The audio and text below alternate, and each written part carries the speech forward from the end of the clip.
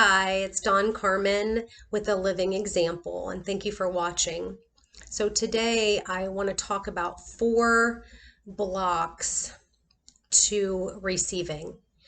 4 blocks that I have identified that to the outside world often look like pride, self-centeredness, superiority.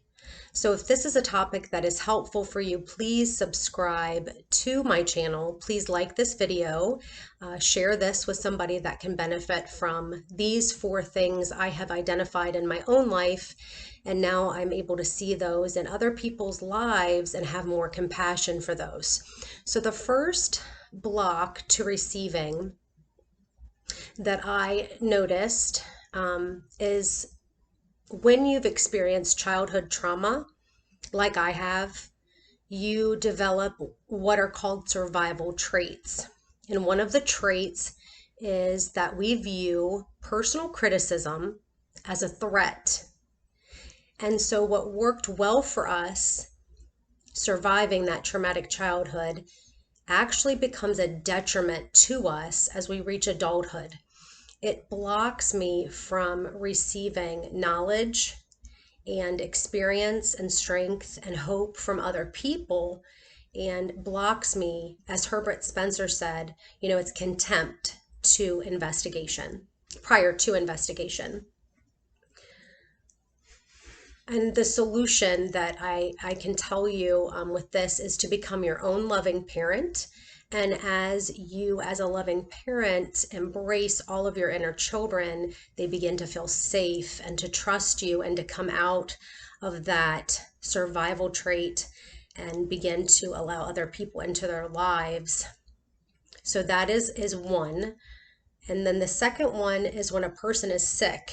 And like I did a video on the different categories we can be in: bedridden, low functioning, high functioning.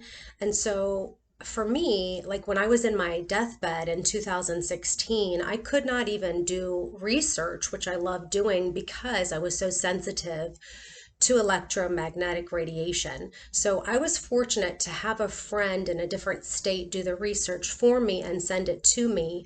And when you have been so sick, and add to it that you're a survivor of traumatic childhood, and you think, you have to learn all the stuff to survive. I mean, some of the smartest people I have met are my clients that are sick and suffering, whether they're in their deathbeds or low functioning. And I know what I need for self-care. I know how much sleep I need. I know how much water I need to drink. I know so much, and it can be a block to receiving, when somebody else wants to help you. Like I've gone from my deathbed in 2016 to full recovery and my health in 2019. So I begin to share with my clients this journey and help them. And I come to find out after a couple of sessions that they're still Googling and they're still coming up with more ideas. They're still researching. It's really difficult to let go of that. And I can't do that without God's help. So the solution to that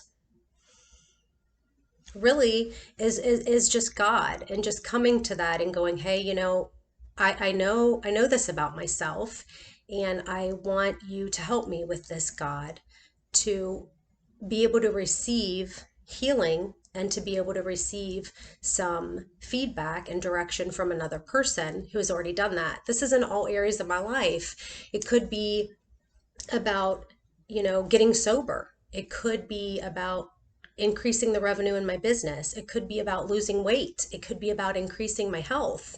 It could be about my mindset, and I'm not able to change in areas I even want to change in because I think I can't let go of that I know everything. And now the third thing is somebody who really is in the flesh. They really are, like the Bible talks about in Job, they really don't have any understanding. They don't have any wisdom, because a wise person, of course, would always, take advice from another person, right? But they're not that person. And I spent my whole life chasing those people and trying to get them to understand. And I don't know what the solution is for that person, but I know that for me, a solution is that I need to stay away from them. As far as emotionally, maybe not physically, I can still be praying for them. And maybe if I'm at a place, I can take their call, so to speak. But I have to stay away emotionally because I can get so quickly emotionally entangled with another person and so quickly enmeshed with them. And they can just start to drag me down. I used to surround myself with so many toxic people, and now my life is filled with other healthy people who want to change and grow. And it's so precious to me. It's so precious to me. So I have to be really, really careful and mindful about that. And so the fourth category of person, it seems as if they really are presenting as if they're superior, as they're better than. They talk to you as if you're nothing. They talk to you as if they know everything. Like, say there's a person who's starting a business and they know somebody who started a business 10 months ago, and they're not able to receive any information from that person. They talk to them as if they're better than them. This person that presents to the world as an egomaniac is really filled with self-hatred. It's all about self-hatred. They look in the mirror, they don't like themselves, they don't think that they can add up, they're trying to earn God's love. A lot of times people, especially when they go to churches, they are under the law of condemnation and death. In the old covenant, it was about thou shalt not this and thou shalt not this. It was just the law presented to show you that you needed a savior. But then a savior came, and now we're under grace. You can't combine the covenants. People try to do that, and they live under guilt and condemnation, and these people have believed so many lies, like I did, that it was really about giving, giving, giving, giving, giving.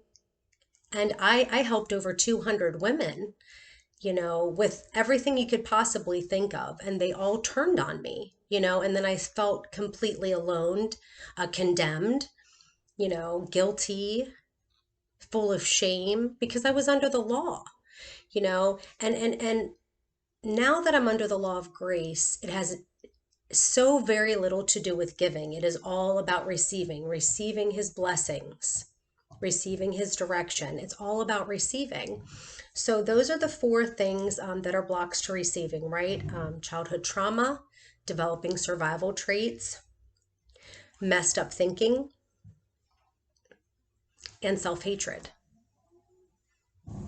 Thanks for watching. Till next time.